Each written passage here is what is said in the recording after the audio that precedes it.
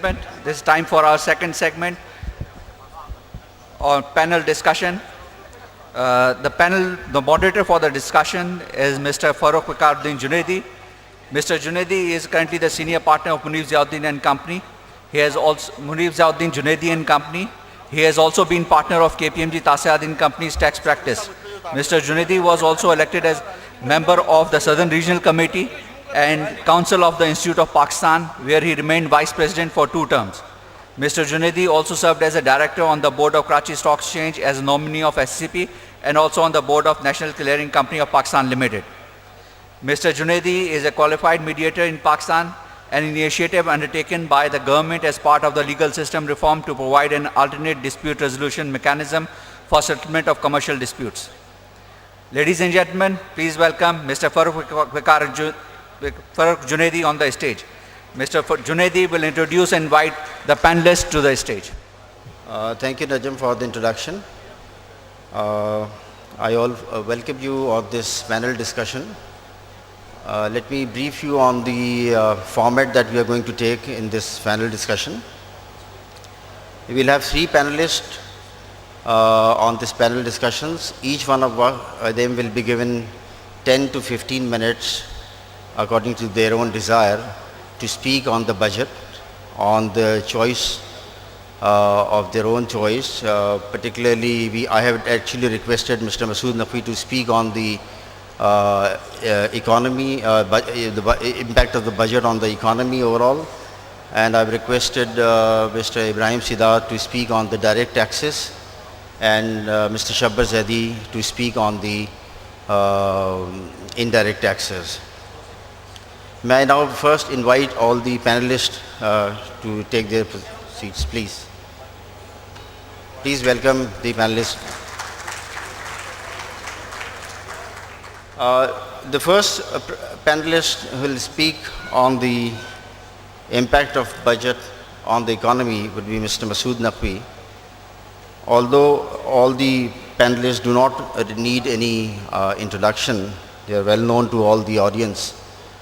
Yet it is a ritual and I need to perform this. So let me introduce you Mr. Masood Naqvi first. Mr. Masood Naqvi is a fellow of the Institute of Chartered Accountants of Pakistan and is a senior partner of KPMG Tasir Hadi Chartered Accountant, a member firm of KPMG International. Mr. Naqvi is currently the chairman of KPMG MISA, a sub-region which comprises 17 countries in South Asia and Middle East, and he also holds a position of board member for the oversight board responsibility for risk management in the MISA region. Mr. Naqvi was the president of the ICAP for 2 terms, that is 94, 95 and 95, 96, and has also a member of the ICAP Committee on the Corporate Governance and was also actively involved in the process as a member of its subcommittee. Mr. Naqvi also remained member of the Management Association President of the Management Association of Pakistan and was also a director on the board of Karachi Stock Exchange. There is so much to say, but I would conclude this by saying that he also remained on the committees constituted by the government and has contributed articles in many professional journals and professional fora. Now I invite Mr. Masood Naqvi to speak on the budget, economic impact of the budget. Thank you. Bismillahir Rahmanir Rahim. Honorable Chairman, Federal Board of Revenue, the other senior officers of the board, the council members, president, past presidents of the Institute of Chartered Accountants of Pakistan, and fellow members of the Institute.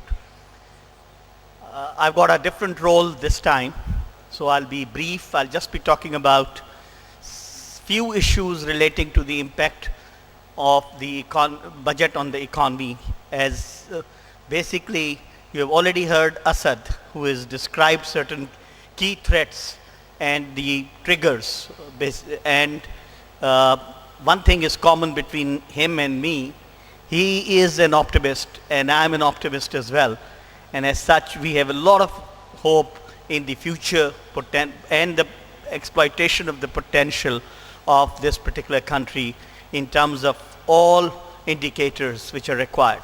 But I'll briefly take you through certain areas. This is generally, if you see the slide which is there, that's been the various headlines which are coming in the press in respect of the macroeconomic indicators, and the major thing which is being said is macroeconomic targets elusive.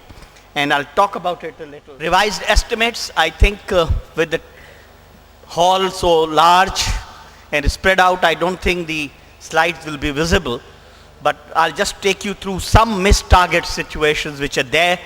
For example, the real GDP growth, which was expected to grow by 4.3%, has 4.2% has grown by 3.7%, and we are projecting for 12-13 a growth of 4.3% of GDP. Inflation, which we were estimating they will remain around 12%. Interestingly, the final estimate which is being given is around 11.5, and that's an area where, there are a lot of questions will arise. Yes, there has been a decline in the food inflation, particularly which is hitting the people, that has gone down, but still, the figures are suspect in a number of ways. But according to the basket, the way the inflation is determined, the CPI position is that it will be 11.5, and for the next year, which is 12-13, we are talking about 9.5% as the inflation for the next year. And with the type of the deficits which we have and type of the financing problems we have, it appears that 9.5% target will be a very difficult target to achieve, and should be somewhere around 12% even the next year. There are other issues which are there, a number of other factors which I have described, where the revenues have, what is the position in terms of the revenues and in terms of the other factors. But one particular aspect is important, and I'll talk about it when I just go to this particular slide. This is the slide which highlights the objects of the budget for the last year, that 11-12, and we have said that when the finance minister was making the presentation, he came up with certain objects of the budget for 2011-12. And what I'm trying to do is just take you through them very quickly and say that, for example, reduction of fiscal deficit, which was one target. What happened is that last year the fiscal deficit was 5.9%. This year the estimate is that it will be 7.4%. So naturally there hasn't been a reduction. There has been an increase in the fiscal deficit from 5.9% to 7.5%. And there is an indication that there are some consolidated figures in respect of some areas of the food and energy situation, which are affecting the one-time adjustment, which is causing about 1.9% of the GDP impact, and without that it will be about 5.5.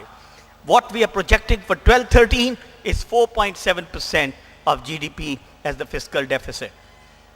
Inflation I have talked about. The other thing which is important, that other areas which are there, I've talked about one particular aspect, is public debt. The public debt basically, which was 10.7 trillion last year, has gone up to